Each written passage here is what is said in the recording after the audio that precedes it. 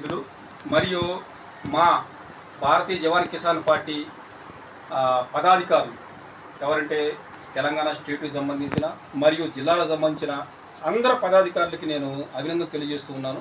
ముఖ్యంగా ఈ యొక్క తెలంగాణ స్టేట్ నుంచే మన యొక్క జిత్తు అనేది ఉండాలి. దానికి పునాది ఈ 29 స్టేట్లలో కూడా తెలంగాణ నుంచే ప్రారంభం కావాలి అని మేము కోరుకుంటూ ఉన్నాం.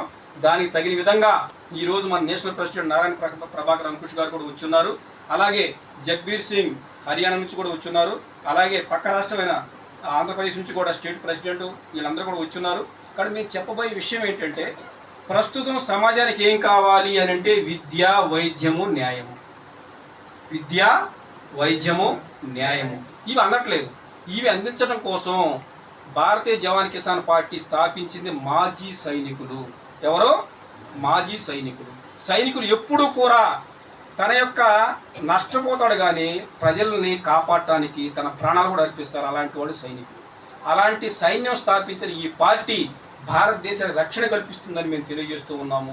అలాగే మేము రక్షణలో ఉండి కూడా రిటైర్మెంట్ అయ్యి ఇంట్లో ఉండకుండా ఈరోజు దేశంలోకి వచ్చి ప్రజల మధ్యలోకి వచ్చి ప్రజాస్వామ్యాన్ని కాపాడటం కోసం, ప్రజా హక్కుల్ని రక్షించడం కోసం ఈ భారతీయ జవాన్ కిసాన్ పార్టీ ముందుకు తీసుకెళ్తూ ఈరోజు ఈ తెలంగాణలోకి ప్రవేశించాము. తెలంగాణ యొక్క ప్రజల యొక్క ఆప్యాయత, అభిమానం, ఆదరణ చూస్తూ ఉంటే నిజంగా మాకు చాలా ఆనందంగా ఉంది. ఎందుకంటే జననీ జన్మ భూమిత్యా స్వర్గాదపి గరీయసి అనే ఒక నానుడి ఉంది. అది మీకు అందరూ తెలుసు. కానీ దాన్ని ఏంటంటే మనం ఓన్లీ ఎప్పుడో ఏదైనా యుద్ధం వస్తేనే మనం ఉపయోగిస్తాం. అలా కాదు.